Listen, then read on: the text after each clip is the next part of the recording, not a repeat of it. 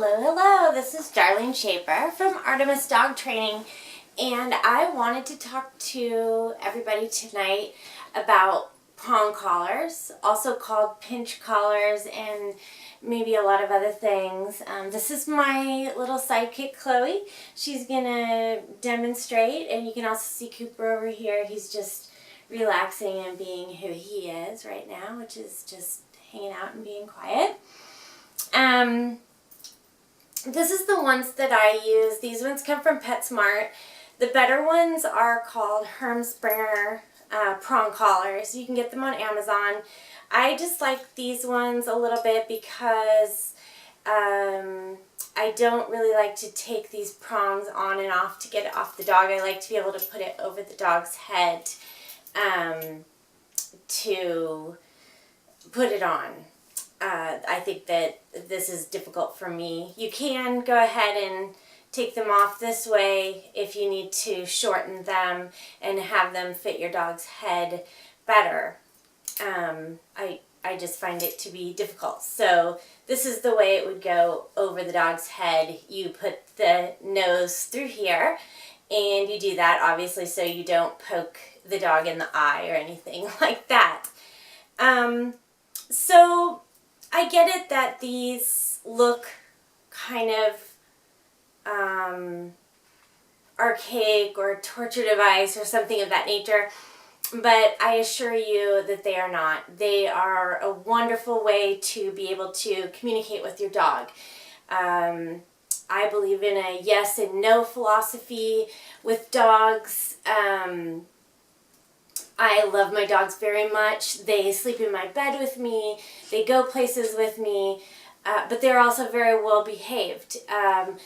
Saying yes or no does not change their personality or their behavior in any way. It doesn't change their relationship or their love for you.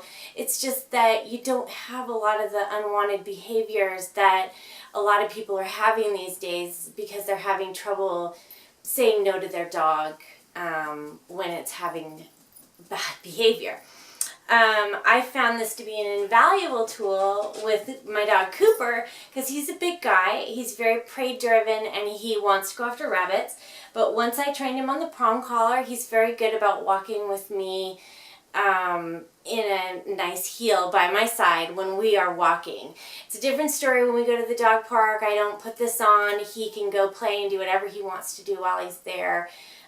This is just straight up a training tool.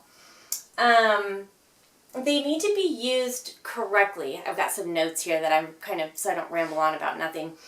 They need to be used correctly. You've probably seen a lot of people using them incorrectly. So if I was putting this one on my little girl here, it would be way too big. And so you can see as I put it on her, you know, it's very loose around her neck. Can you sit up, baby girl? Good girl. And it really would have zero effect on her because it's hanging. So when you're, you know, popping or pulling on it, it's not going to be communicating anything to the dog, a yes or not a clear yes or no to the dog.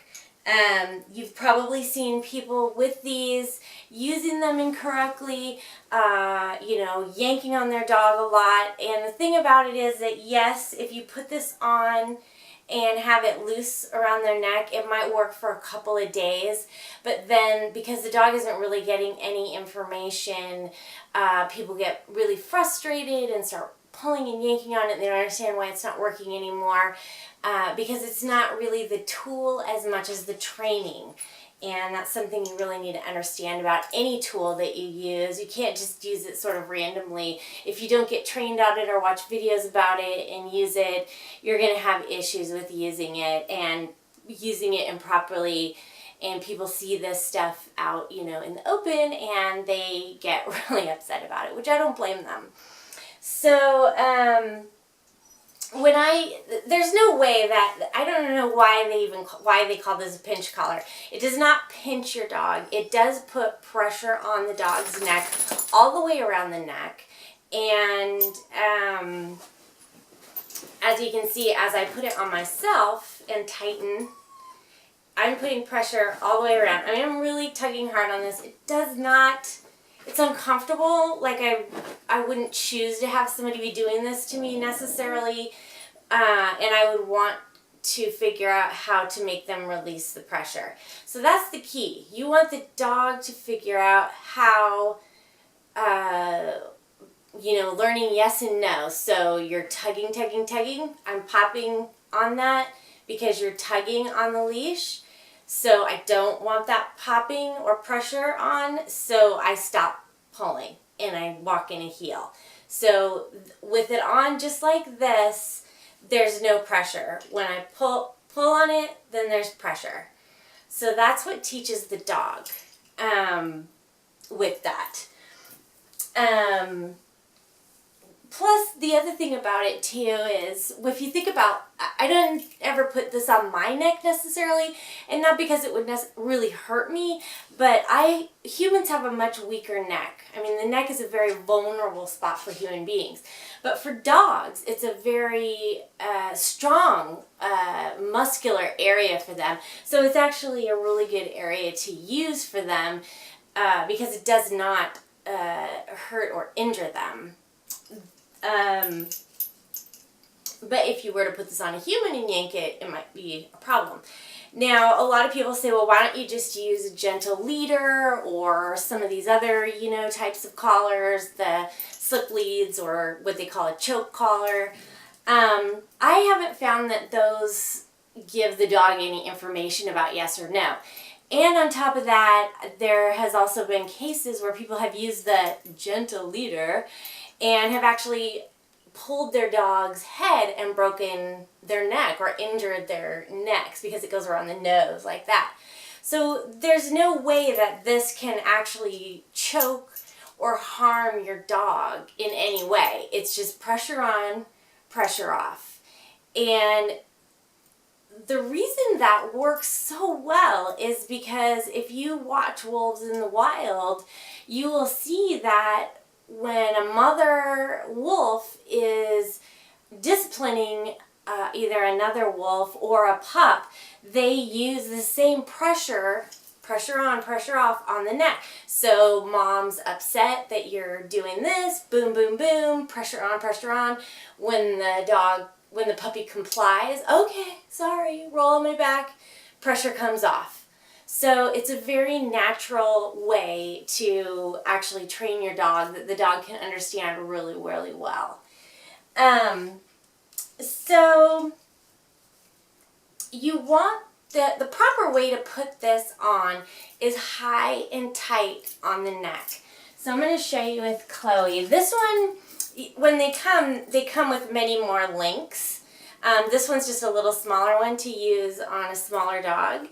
And so I've taken the links off that I needed to so that it fits her properly. Chloe here, Chloe here, Chloe here, good girl. So when this comes out and I'm standing in the kitchen, she's like all over it. She knows it's time to work and time to walk or whatever, but something's happening when this comes out. So I always try to keep this a very positive thing when it comes out because she knows she gets to do something that she wants to do. So with these kind, they have a clip and two sides, and so I just slip it over the top of the head, very gently, and I put it up underneath the neck. She happens to have those long ears, so I keep those out of the way, and then put it on. And so you can see that there is some slack here, but it is all the way around her neck. So when I go to put pressure on, pressure off, it's pressure on, pressure off with her. And she's used to wearing these. She's such an easy, well-behaved dog. I don't really use this. I can use just a regular kind of flat Martindale collar on her, and that's actually enough pressure for that. He's a little baby. So that's how it would go on a dog. And you just want it to be high and tight on their neck so that it's not falling up and down. You want it to be able to stay up.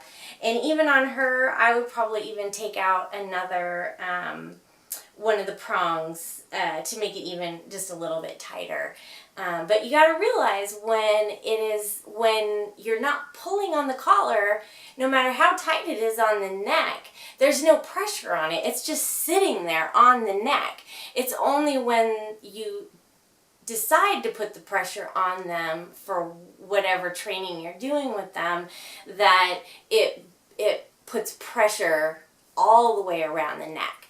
So the problem with the flat buckle collars and the choke collars is that they actually put pressure on the trachea, which is right up front, and the dog is like pulling, and that's not helpful for the dog because it's not teaching it anything. Plus, if the dog's pulling forward, they're just going to continue to pull forward and put more force on that, and you're going to continue to pull back. So there's nothing learned by that other than dragging the owner down the block. So I guess in that, I just wanted to also say that, no dog has been injured by a prong collar. They are made for training. They've been used for years, and they are an extremely awesome tool to use. But you should learn how to use it correctly. And that's what I have to say about prong collars, and I hope that helps explain some things to you about how we use them, why we use them, and how they work. I've got some other videos about how to get the dog started using the prong collar. We call that the prong collar dance, and that's where you take the dog out with the prong collar and you introduce them to the pressure on, pressure off method. So stay tuned for part 2 of prong collars, and you'll get to see that. So thank you very much for watching, and I hope this is helpful. I am Darlene Chaper from Artemis Dog Training, and I love you to the moon and back.